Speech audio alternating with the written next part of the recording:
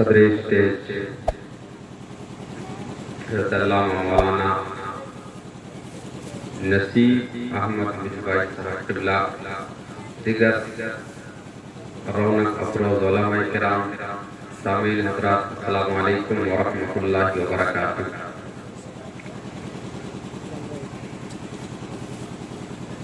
الحمدللہ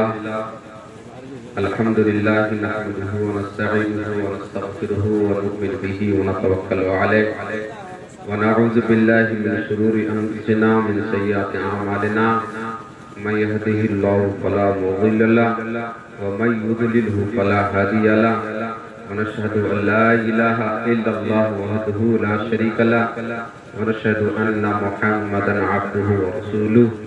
اعوذ باللہ من الشیطان الرجیم، بسم اللہ الرحمن الرحیم۔ وقضى ربك ألا تعبدوا إلا إياه وبالوالدين إحسانا إما يبلغن عندك الكبر أحدهما أو كلاهما فلا تقل لهما أف ولا تنهرهما وقل لهما قولا كريما واخفض لهما جناح الذل من الرحمة وقل رب ارحمهما كما ربياني صغيرا۔ صدق الله مولانا العظيم وبلغنا رسوله النبي الأمين المتين الكريم ونحن على ذلك لمن الشاهدين والشاكرين والحمد لله رب العالمين۔ ایک بار نبی کریم رؤوف الرحیم صلی اللہ تعالی علیہ وسلم کی بارگاہ میں نہایت ہی عقیدت و محبت کے ساتھ درود کا ہدیہ پیش کریں۔ اللہم صلی علی سیدنا مولانا محمد وعلی آل سیدنا وعلی آل سیدنا مولانا محمد صلی اللہ علیہ وسلم۔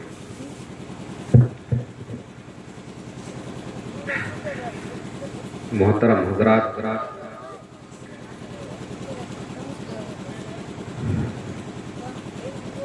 آج کی جو محفل رحمت عالم کانفرنس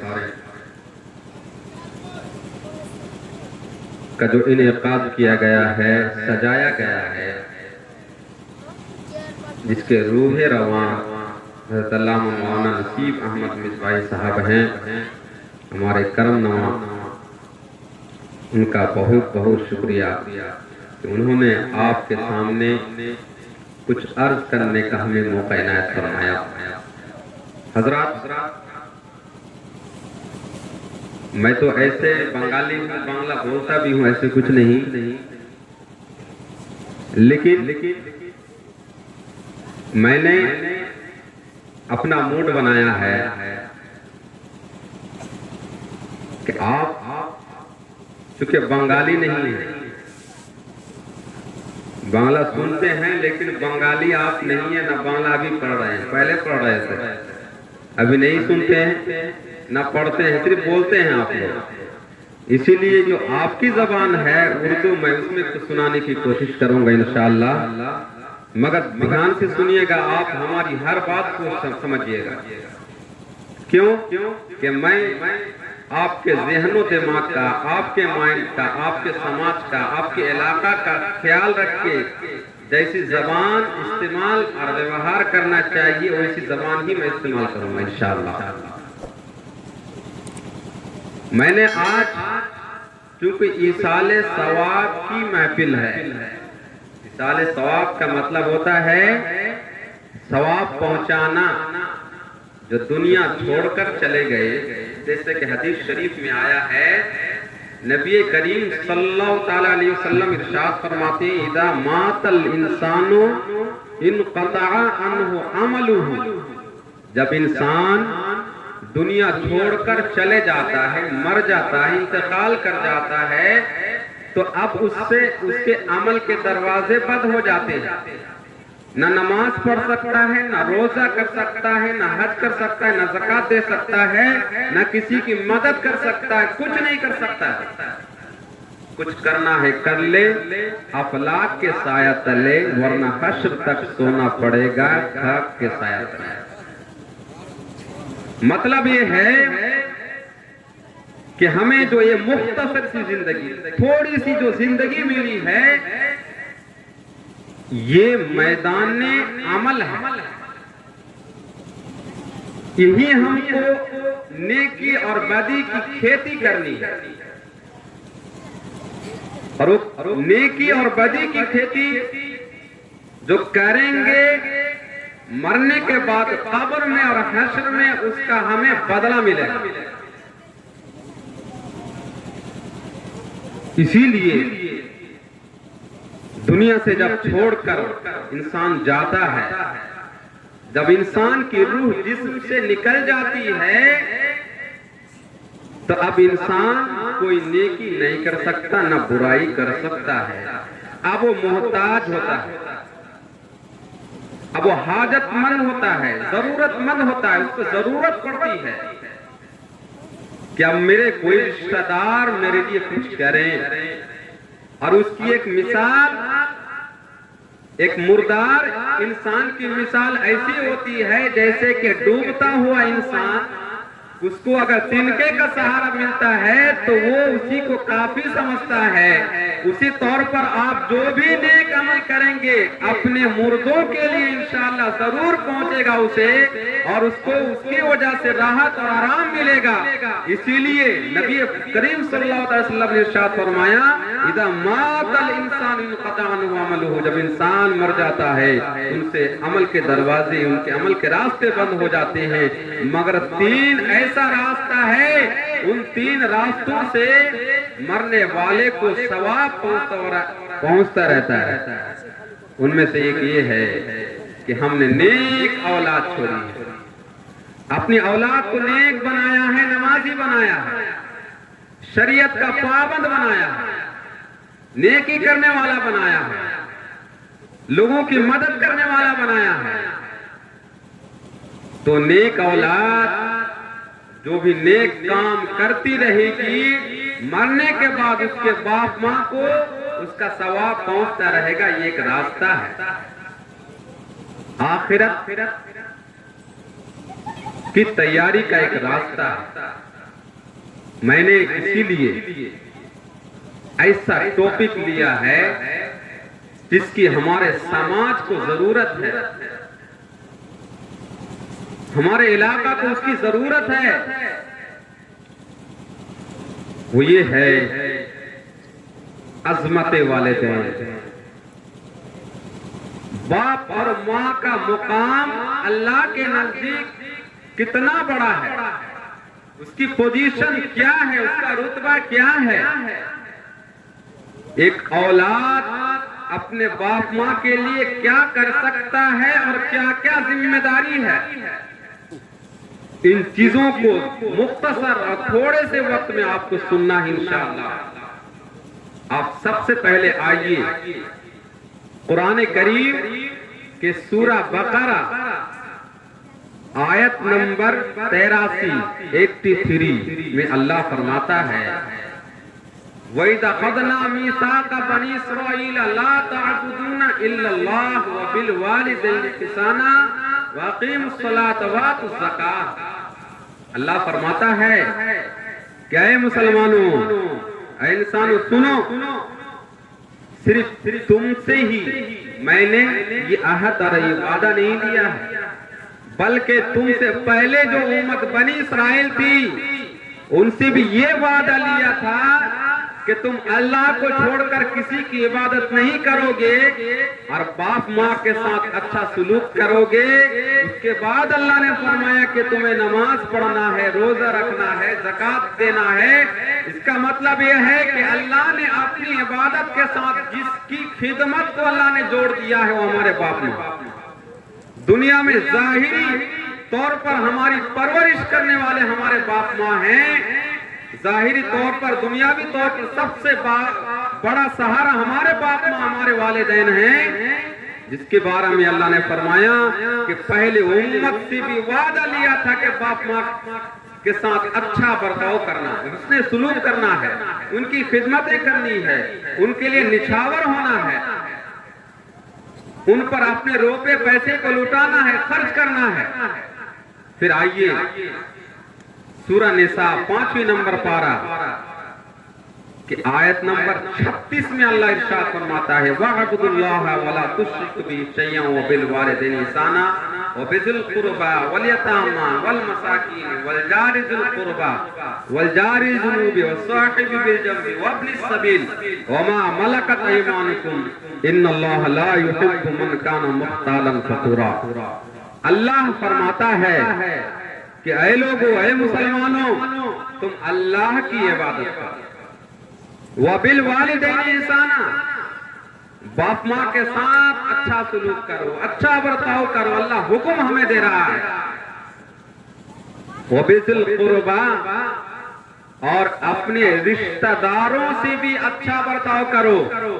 آج ہمارے سماج میں گڑبڑی ہو رہی ہے، ہر سماج میں لوگ پریشان ہیں،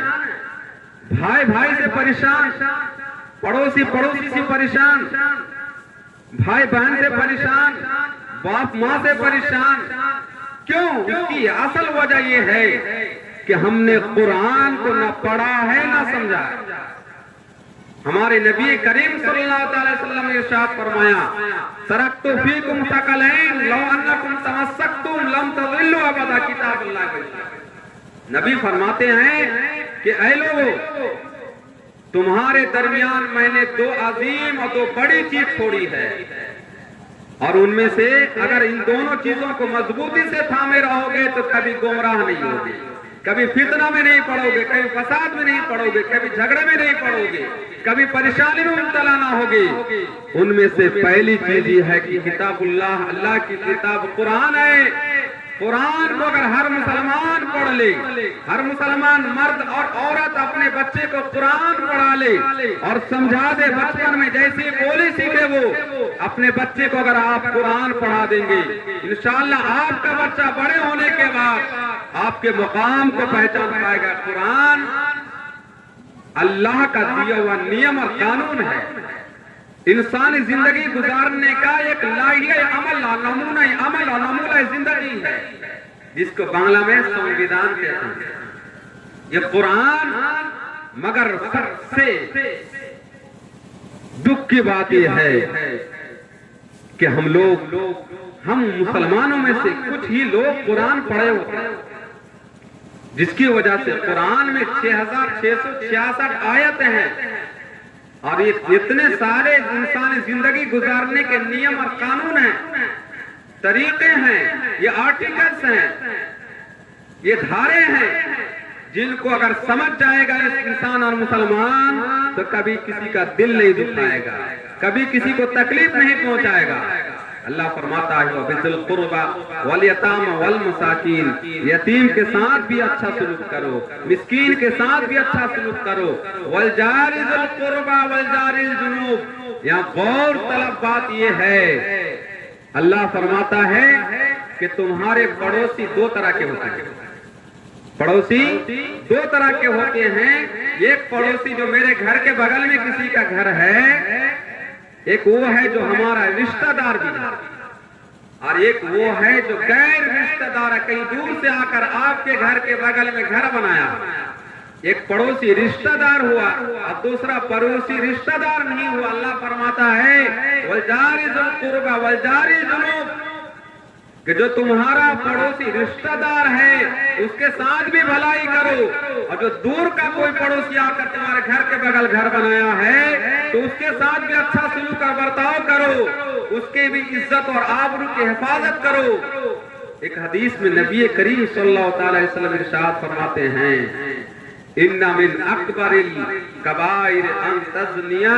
حَلِيلَةَ جَارِكَ، ایسے کسی کے ساتھ، کسی عورت کے ساتھ بدفعلی کرنا یہ حرام ہے، لیکن نبی فرماتے ہیں کہ کوئی اپنی پڑوسی کی بیوی سے، پڑوسی کی بیٹی سے اگر کیا ہے، اگر زنا کر رہا ہے تو کبیرہ گناہوں میں سے بھی بڑا ہے،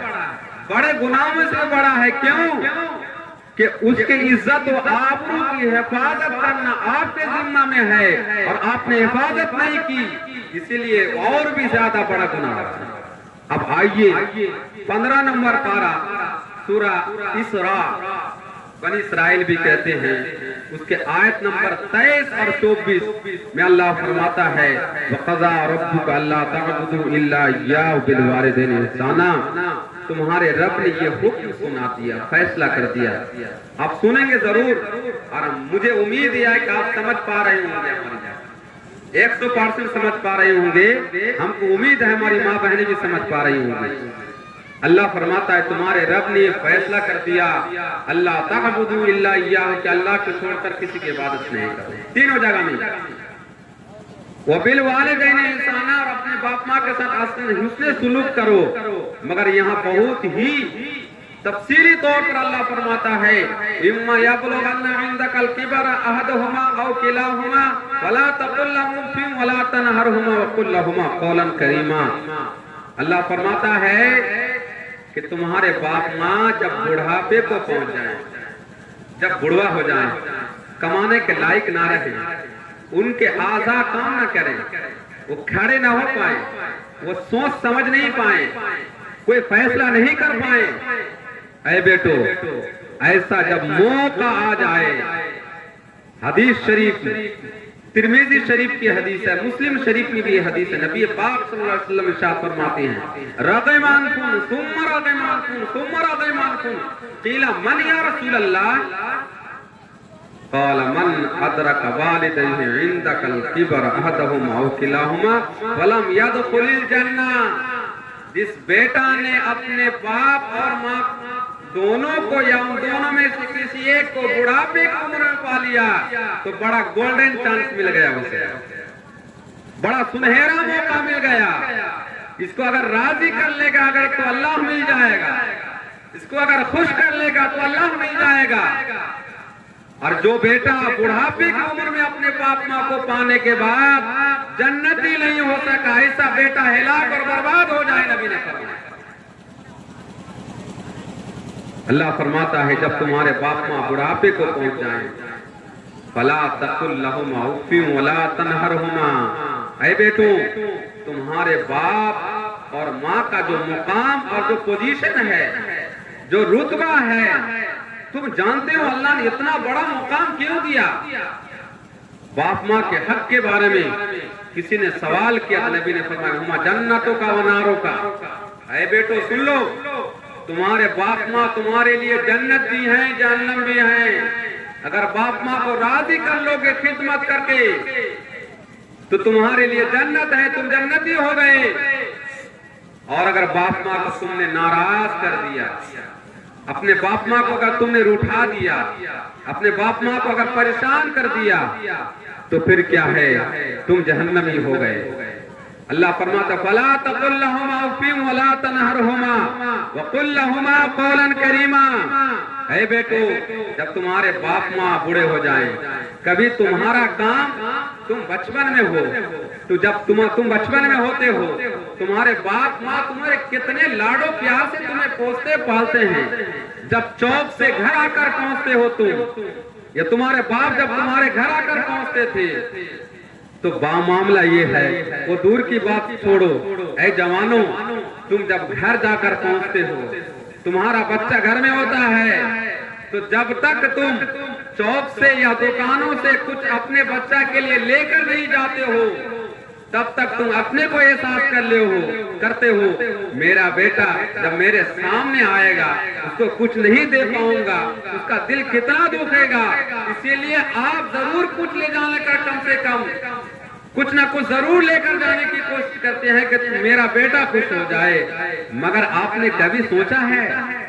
آپ کبھی اپنے سے نیچے کی طرف اتریے اور یہ سوچئے کہ میں بھی بچہ تھا، جب بچے کو پیار کرتے ہیں آپ، میں خود جب جا کر گھر پہنچتا ہوں تو سفید کپڑا پہن کر رہتا ہوں، کچھ پہن کر رہتا ہوں، مگر جب تک بیٹا کو گود میں نہیں لیتا ہوں سکون نہیں ملتا ہے، چین نہیں ملتا ہے۔ اب مجھے امید ہے کہ آپ سب باپوں کا یہی حال ہوگا، مگر ہمیں سوچنے کی ضرورت ہے کہ آج میں اپنا سفید کپڑا نہیں سمجھ رہا ہوں، کہ سفید کپڑا میں داغ لگ جائے گا. اپنے روپیے کو روپی نہیں سمجھ رہا ہوں. جب ضرورت پڑتی ہے تو لاکھوں روپیے خرچ کرنے کی کوشش کرتا ہوں اپنے بچے کے اوپر. دھوپ اور تکلیف کو برداشت کر کے اپنے بچے کو اچھا بنانے کی کوشش کرتا ہوں. میں ان پڑھ ہوں مگر اپنے بچے کو پڑھا لکھا بنانا ہے, اچھا بنانا ہے. ہر باپ ماں یہی سوچتا ہے, کچھ اپنے لیے جمع نہیں کرتا ہے. مگر اللہ تبارک و تعالیٰ نے ارشاد فرما دیا کہ اے بیٹو, تمہارے باپ ماں نے تمہارے لیے سب کچھ کھو دیا ہے, مگر تم سن لو, نبی فرماتے ہیں الجنت تحت اقدام امہاتکم, جنت تمہاری ماں کے قدموں تلے ہے. اور الابو اوسط ابواب الجنہ, اور باپ تمہاری جنت کے بہت سارے دروازے میں سے بیچ کا دروازہ تمہارا باپ ہے. مطلب یہ ہے اے بیٹو, جتنی ہی قربانی تمہارے باپ ماں نے تم پر دی ہے, اب تمہارے لیے ضروری یہ ہے, اس نے تمہیں خوش کرنے کے لیے سب کچھ کیا تھا. اب اللہ نے اپنی خوشی کو منحصر کر دیا اور ڈیپینڈ کر دیا باپ ماں کی خوشی پر. نبی نے فرمایا رضا ربی فی رضا الوالدین وسخط ربی فی سخط الوالدین, باپ ماں کی خوشی میں اللہ کی خوشی ہے. اگر اللہ کو خوش کرنا چاہتے ہو تو باپ ماں کو خوش کر لو. باپ ماں کو اگر ناراض کر دو گے تو اللہ ناراض ہو جائے گا, جنت تم سے دور ہو جائے گی, لوگ تم سے نفرت کرنے لگیں گے. اللہ فرماتا ہے فَلَا تَقُلْ لَهُمَا أُفٍّ وَلَا تَنْهَرْهُمَا, اے بیٹو جب تم بڑے ہو جاؤ, بڑے عقل والے ہو جاؤ, مان پوزیشن والے ہو جاؤ, رتبے والے ہو جاؤ, تمہارا ڈنکا بجے تمہارے علاقہ میں, تمہارے باپ ماں جب بوڑھے ہو جائیں, ان کے دماغ میں جب چڑچڑاپن آ جائے, ایسے موقع پہ تمہارے باپ ماں اگر کبھی بغیر سیر و پاؤں کی بات کہہ دیں, تم سے کیا ہے تمہارے مقام سے ہٹ کر کبھی باتیں کر دیں, تو تم ایسے موقع پہ اوہ کا لفظ بولو گے بھی تو حرام. مطلب باپ ماں کو جن سارے لفظوں سے تکلیف پہنچے گی وہ لفظ باپ ماں کے حق میں بولنا حرام. نبی پاک صلی اللہ تعالی علیہ وسلم کی ایک حدیث ہے, ہمارے باپ ماں جب بوڑھے ہو جاتے ہیں نا, ان کے دل میں ہمیشہ یہ بات رہتی ہے کہ ہمارا بیٹا ہمارے پاس آ کر بیٹھے, کچھ دیر ہمارے ساتھ بات کرے. اور آپ جانتے ہیں کہ جب کوئی بیمار ہوتا ہے تو لوگ اس کے پاس اگر آتے جاتے رہتے ہیں تو اس کا وقت گزر جاتا ہے, ٹائم نکل جاتا ہے. اور جب رات آتی ہے تو کہتے ہیں کہ ایک بیماری کے لیے ایک پہاڑ جیسی رات آ گئی. کیوں؟ اسی لیے کہ جو لوگ بیمار ہوتے ہیں, جو لوگ بوڑھے ہوتے ہیں, ان کو نیند کم آتی ہے, وہ چاہتے ہیں کہ لوگ ہماری ارد گرد بیٹھے رہیں. مگر ہم بیٹوں کا حال یہ ہے کہ ہمیں اپنے باپ ماں کے پاس بیٹھنے کا کبھی موقع نہیں ملتا. گھنٹوں کیا ہے بازاروں میں جا کر, دکانوں پہ جا کر اپنے بندھوؤں کے ساتھ, دوستوں کے ساتھ, فرینڈ کے ساتھ اپنی زندگی گزارتے ہیں, ٹائم کو گزارتے ہیں, مگر باپ ماں کے ساتھ وقت گزارنے کا تھوڑا سا وقت دینے کو نہیں چاہتے ہیں. مگر حدیث شریف ایک سنیں, مستدرک کی حدیث ہے, نبی پاک صلی اللہ تعالی علیہ وسلم ارشاد فرماتے ہیں نومک علی السریر تضحکہما ویضحکک افضل من الجہاد بالسیف فی سبیل اللہ. نبی پاک صلی اللہ تعالی وسلم ارشاد فرماتے ہیں کہ اے بیٹو سن لو, تمہاری ماں جب بستر سے اٹھ نہیں پائے, بستر پہ لیٹی ہوئے رہے, تم اپنی ماں کے پلنگ پہ جا کر, اس کی چارپائی پہ جا کر اگر ان کے ساتھ سو کر گفتگو کرو, بات چیت کرو, چٹکلے سناؤ, اور سنا کر تم خود بھی ہنس رہے ہو اور ماں کو بھی ہنسا رہے ہو. نبی فرماتے ہیں افضل من الجہاد بالسیف فی سبیل اللہ, یہ عمل آپ کا اپنے باپ ماں کے ساتھ سو کر بستروں میں اور ان کو خوش کرنا, ان کو ہنسانا, اللہ کے نزدیک کیا ہے, اللہ کے راستے میں جہاد کرنے سے بھی کہیں افضل. آپ اپنے باپ ماں کے ساتھ اپنا وقت گزاریں, انہیں وقت دیں, انہیں ٹائم دیں, ان کی خدمت کرنے کی کوشش کریں, ان کی خدمت کریں. اور آپ ضرور اپنے روپے پیسے کو بھی اس پر لوٹانے کی کوشش کریں. کس طور پر لوٹانے کی کوشش کریں؟ جب ہمارا بچہ بیمار ہوتا ہے تو ہم اپنے کو سوچتے نہیں ہیں، کسی سے قرض لے کر بھی اپنے بچے کے اوپر روپے خرچ کرتے ہیں، بیوی کے لیے روپے خرچ کرتے ہیں، ڈاکٹروں کے پاس لے کر جاتے ہیں. مگر ہماری ماں کا باپ کا حال یہ ہے کہ ہم دوسرے بھائی کا منہ تکتے ہیں. فلاں بھائی کیوں نہیں دیتا ہے؟ اس نے تو زمین لی ہے، جائیداد لیا ہے، سب کچھ لیا ہے، وہ نہیں دے رہا ہے، ہم کیوں دیں گے اپنے ماں؟ اے بیٹے، ایک بار نبی پاک صلی اللہ تعالی علیہ وسلم کی بارگاہ میں کوئی شخص آ کر عرض کرتے ہیں، یا رسول اللہ، میں مالدار ہوں، میرے باپ غریب ہیں، کیا میں اپنے روپے پیسے کو اپنے باپ ماں کے اوپر زکوٰۃ وغیرہ کے روپے پیسے کو باپ کے اوپر خرچ کر سکتا ہوں؟ نبی نے فرمایا، انت و مالک لوالدیک، اے شخص سن لے، تو اور تیرا مال دونوں تیرے باپ کا ہے، اور اس کے اوپر 2 روپے 200 ہزار روپے کو خرچ کرنے میں تم جھجک محسوس کرتے ہو، تم اسی کا روپیہ لے کر کے اسی کے اوپر خرچ کرنے میں جھجک محسوس کرتے ہو، دوسرے کے اوپر خود لوٹاتے ہو، تم اور تمہارا مال تمہارے باپ کا ہے، تم اپنے باپ کی کھیتی ہو. لوگ یہ سمجھ کر اپنے بچے کی پرورش کرتے ہیں کہ ہمارا بچہ جب بڑا ہوگا سہارا بنے گا، ہمارے بڑھاپے میں سہارا بنے گا، ہماری خدمتیں کرے گا. اور جب ایک ماں کو بچہ نہیں ہوتا ہے وہ کیا نہیں کرتی. اگر کوئی ڈاکٹر مشورہ دے اسے کہ فلاں کام کرنا ہوگا تو سارا کام کرتی ہے، کہاں کہاں جا کے منتیں مانتی ہے، کیا کیا دوائیں کھاتی ہے ایک بچہ لینے کے لیے، کیا کیا زمین جائیداد اور اپنے گھر بسانے والی زمین کو بھی بیچ کر کے ایک اولاد کے لیے ہمیشہ کوشاں رہتا ہے. وہ کیوں؟ قرآن نے کہا، المال والبنون زینت الحیات الدنیا، مال اور اولاد دنیا کی زندگی کی خوبصورتی ہے، اولاد نہیں ہے تو دنیا کی زندگی میں خوبصورتی نہیں ہے. اسی لیے اولاد کے لیے آدمی اتنے زیادہ کوشاں رہتے ہیں، کوشش کرتے ہیں، دھن و دولت ساری چیزوں کو لوٹا دیتے ہیں، ماں ہمارے باپ اور ماں. مگر ہمارا حال یہ ہے کہ ہم جب انکم کرنے لگتے ہیں، کمائی کرتے ہیں، تو ہم پھر کیا ہے اپنے باپ ماں سے چھپاتے ہیں. مگر سوچو تو پیاروں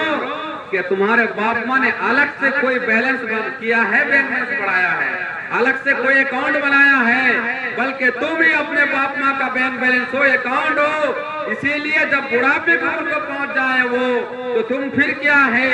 اپنے طور پر کیا دریا دلی کے ساتھ باپ ماں کی خدمت کرنے کی کوشش کرو کہ اللہ تم سے راضی ہو جائے، اللہ خوش ہو جائے. اس کے بغیر اللہ راضی نہیں ہو سکتا. وَاخْفِضْ لَهُمَا جَنَاحَ الذُّلِّ مِنَ الرَّحْمَةِ وَقُلْ رَبِّ ارْحَمْهُمَا كَمَا رَبَّيَانِي صَغِيرًا. اللہ فرماتا ہے، اے بیٹو، جب تمہارے باپ ماں بوڑھے ہو جائیں، کمزور ہو جائیں، چلنے نہیں پائیں، بستر پہ پیشاب کرنے کی نوبت آ جائے، ایسے موقع پہ تم بیٹوں، تم بیٹیوں، تم ہرگز اپنے کو انسلٹی محسوس نہیں کرو، شرمندگی محسوس نہیں کرو. تم ناک پہ کپڑا نہیں دو. تمہاری ماں نے تم کو کس قدر کیا ہے محنت مشقت سے پالا تھا. ایک بار نبی کریم صلی اللہ تعالی وسلم ارشاد فرماتے ہیں، نبی کے بارگاہ میں کوئی شخص آتا ہے، عرض کرتا ہے، یا رسول اللہ، کیا میں اپنے کاندھوں پہ چڑھا کر اپنی ماں کو حج کرا لوں تو ماں کے دودھ کا حق ادا کر دیا میں نے؟ نبی فرماتے ہیں، صرف اتنا نہیں، پوری زندگی اگر تم کیا ہے 7 بار حج کرا لو اپنے ماں کو کاندھے پہ چڑھا کر، پھر بھی تمہیں تمہاری پیدائش میں تمہاری ماں کو جو ایک جھٹکا لگا تھا، تکلیف ہوئی تھی، اس کا بھی حق ادا نہیں کر سکتے ہو بیٹو. اور کہتے ہو کہ باپ ماں نے ہمیں کچھ نہیں دیا. باپ ماں نے کیا نہیں دیا؟ تمہیں جنم دیا. ماں کا تو یہ حال ہے، اپنے سینوں پہ سلا کر پوری رات کٹاتی ہے، ماں کا تو یہ حال ہے، خود پیشاب پہ سو کر تمہاری پرورش کرتی ہے۔ تم جب کمزور تھے کہ آدھا گھنٹہ اگر پیشاب میں رہ جاتے تو تم بیمار پڑ جاتے تھے، مگر تمہاری ماں پوری رات جاگ جاگ کر اپنے سینوں پہ سلا کر اپنے خون کو دودھ کی شکل میں پلا کر تم کو اتنا بڑا بنایا تھا۔ تمہیں یہ پوزیشن جو ملی ہے، ہم کو یہ مقام ملا ہے کہ آپ کے سامنے کھڑا ہو کر کچھ بتا رہا ہوں، یہ میری ماں کا صدقہ ہے، میری ماں کا دین ہے۔ یہ جو مقام ملا ہے، پوزیشن ملا ہے، ماں کا دین ہے۔ ماں نے تمہارا پاخانہ پیشاب صاف کرنے میں کبھی ناک پہ کپڑا نہیں دیا تھا، ماں نے کبھی کیا ہے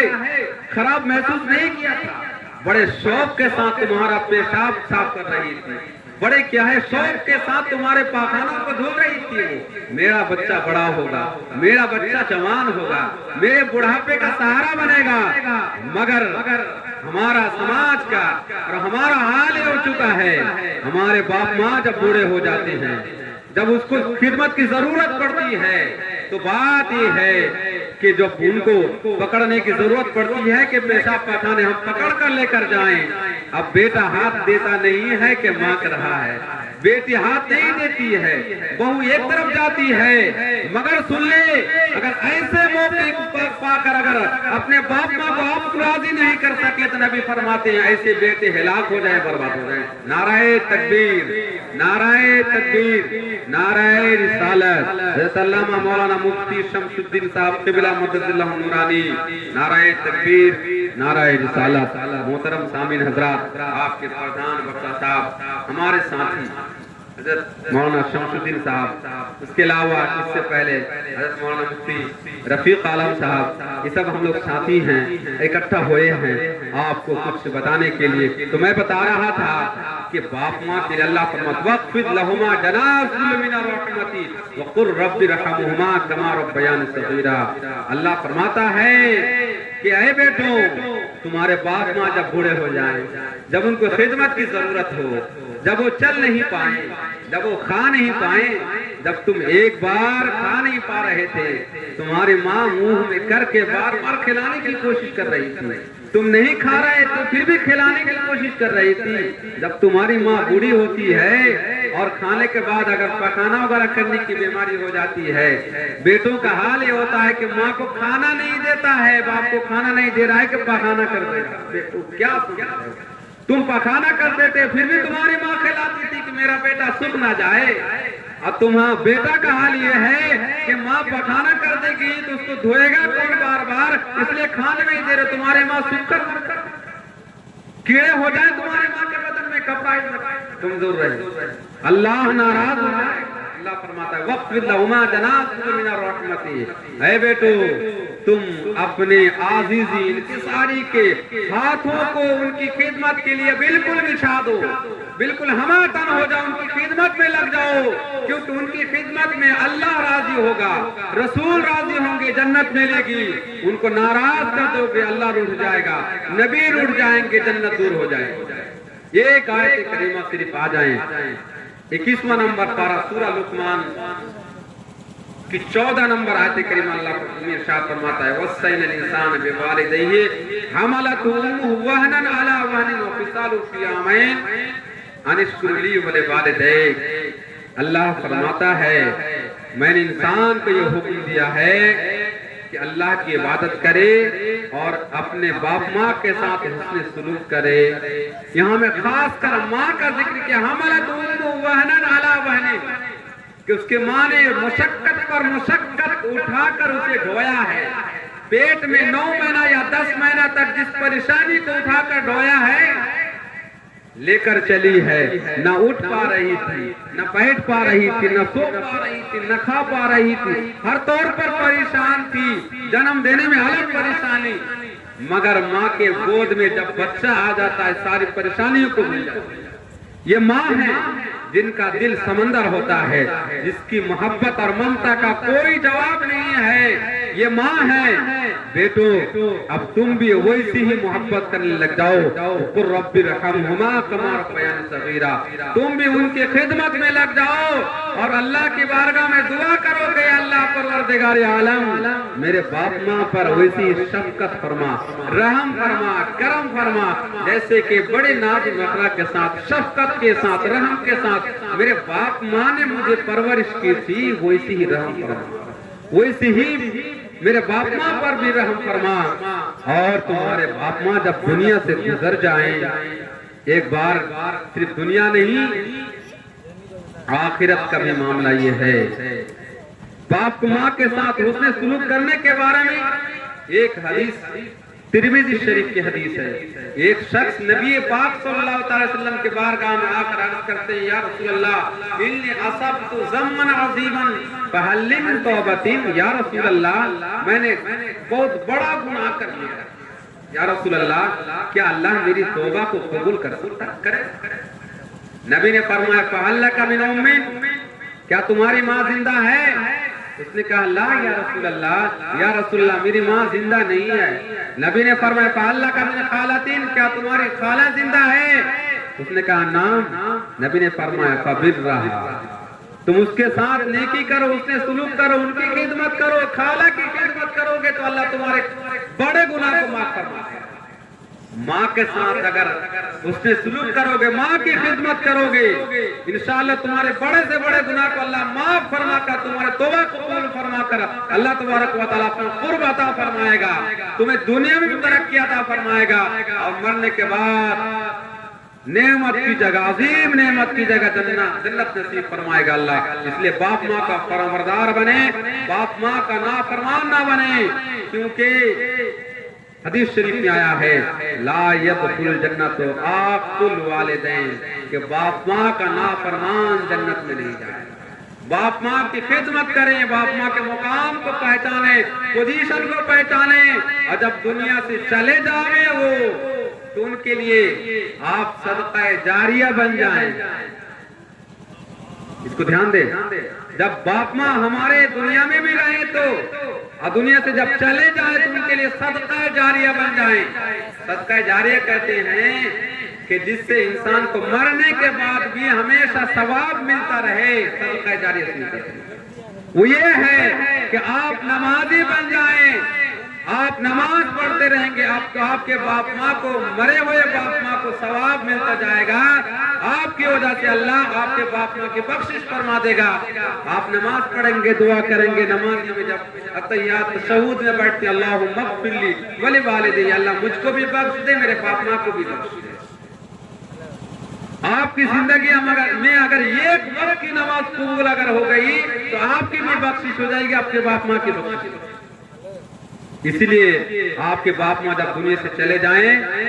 تو ان کے لیے ایصال ثواب نیکی کرتے رہیں، جیسے کہ مصباحی صاحب قبلہ نے بڑا اچھا طریقہ رائج کیا۔ اللہ تبارک و تعالیٰ ان کی عمر میں بھی ترقی عطا فرمائیں، اور بھی زیادہ سے زیادہ دینی خدمات انجام دینے کی توفیق عطا فرمائیں۔ اور دوسری چیز یہ ہے کہ آپ کے جو باپ ماں کے جو رشتہ دار ہیں، جب باپ ماں دنیا سے چلے جائیں ان کے ساتھ بھلائی کریں، اللہ تبارک و تعالیٰ باپ ماں کے ساتھ بھلائی کرنے کی طرح ثواب عطا فرمائے گا، اور آپ کی کیا گناہ کو معاف فرمائے گا۔ اللہ تبارک و تعالیٰ ہم سب مسلمانوں کو توفیق عطا فرمائے کہ ہم قرآن و حدیث کے مطابق زندگی گزاریں، باپ ماں کے پوزیشن اور مقام کو پہچانیں، باپ ماں کا فرمانبردار بنیں، اللہ کا فرمانبردار بن کے دنیا سے کیا ہے اللہ تبارک و تعالیٰ ہم سب لوگوں کو خاتمہ بالخیر عطا فرمائیں۔ وما علینا الا البلاغ۔ السلام علیکم ورحمۃ اللہ تعالیٰ وبرکاتہ۔